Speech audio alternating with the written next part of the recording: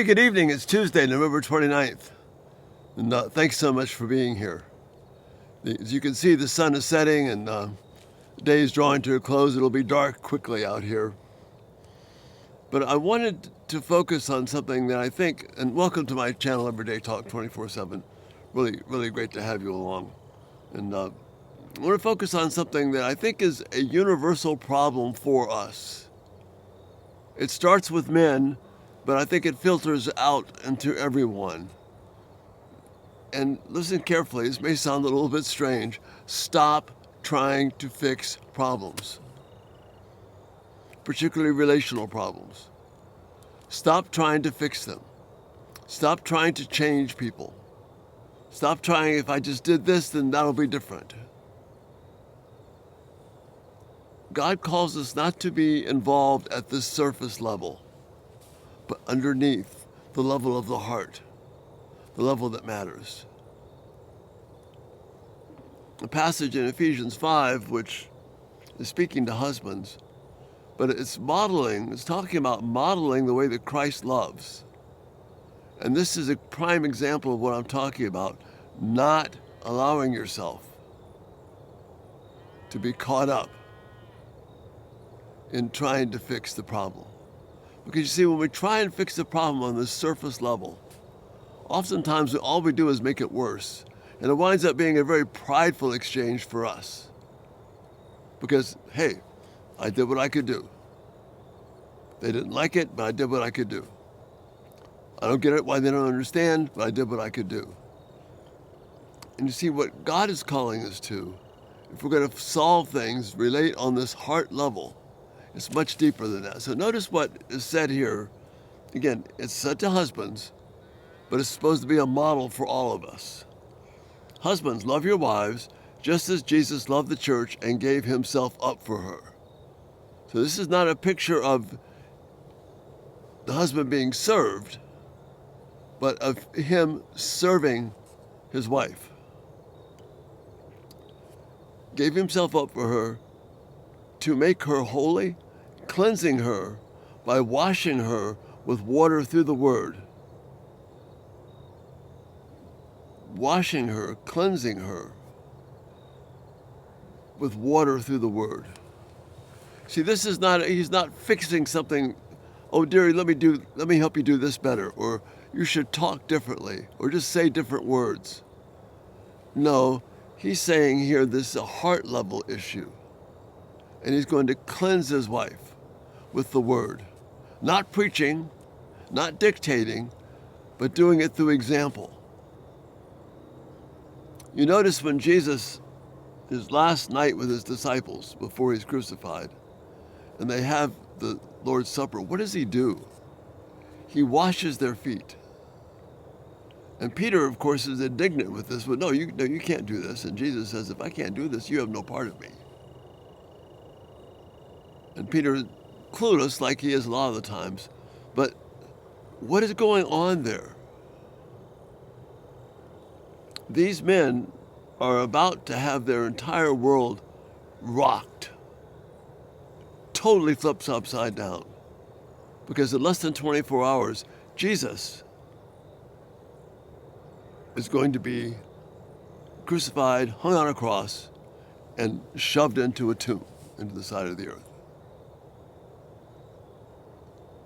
And all that they've been banking on to that point is going to go right into the side of the earth, right along. All their hopes are going to go right along, and that tomb is going to be sealed right over the top of them. And what is Jesus' last act of them? He says, by this, by all people, all men, all people know that you are my disciples, if you have love one for another. And what was the tangible demonstration of that? He washed their feet. He didn't fix all their issues because they were having issues even right after that. What he did was he showed them that he was concerned to care for them and love them and not fix it, but show them the extent of his love. This is what Paul is telling husbands to do in Ephesians. Just as Christ loved the church and gave himself up for her to make her holy, cleansing her by washing her with the water through the word, and to present her to himself, to Christ, as a radiant church without stain, wrinkle, or any other kind of blemish, but holy and blameless. See, this is not about fixing some kind of procedural problem. This is not about, well, don't talk that way anymore. Do it this way. I know how to do it. What Jesus is saying, he's not giving the disciples a lecture on how to do it in John. Rather, he takes the form of a servant, washes their feet. And it says right in the passage, Jesus says, you don't get it now, but later on you will.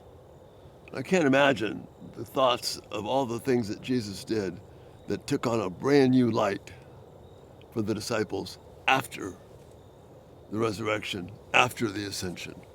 And they had time to see what real love was. And this influenced so much of their writing. I think it influences Paul's writing here in Ephesians.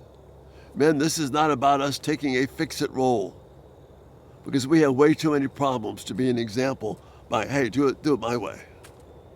Rather, opening ourselves up to our wives, to those that we know, to our children, husbands and wives, mothers and fathers, opening yourself up by understanding their life, understanding their world, understanding their hurts, by being a refuge, by being a servant, by washing their feet, and not remembering all the garbage that they're doing, not correcting this and correcting that. There's a place for all that. If you've been watching my videos, you know that there's a place for that. But it's got to start here. Are you willing to get to the heart, to the bottom line of really caring? Because if you're not caring first, if you're not washing their feet, if you're not cleansing them with the spirit of showing them the wonder and beauty of Christ, then all you're doing is trying to fix it. And we've got a whole world out there to fix it. Self-help this, do this plan, take this plan, do this medication, this diet, this way of talking, etc., etc., etc. But what Jesus is saying, instead of fixing somebody, serve them, care for them, know them. Don't fix them. Know God. Show them the example that you care about God and His honor. And that winds up being the blessing that will bring about the healing. Now, I've got so much of this I want to be able to talk about with you. And we're going to do that after the first of the year. But right now, let's stop fixing everything and start serving and caring and having the humility to wash stinking feet. Because that's what brings healing, not our plans to fix. Thanks so much for being here. Check us out everydaytalk247.com. If you haven't subscribed, turn on post notifications. The videos will come right to you. If you've got any questions, Q&A Friday's coming up if you have some. And then just pray with me about these 25 days of Christmas starting on the 1st. Because it's just such a radically different way I think that God has us to look at what this season needs to be about. Again, such an honor to be able to talk to you this day. And Lord willing, we'll see you tomorrow. You have a great evening. Bye-bye.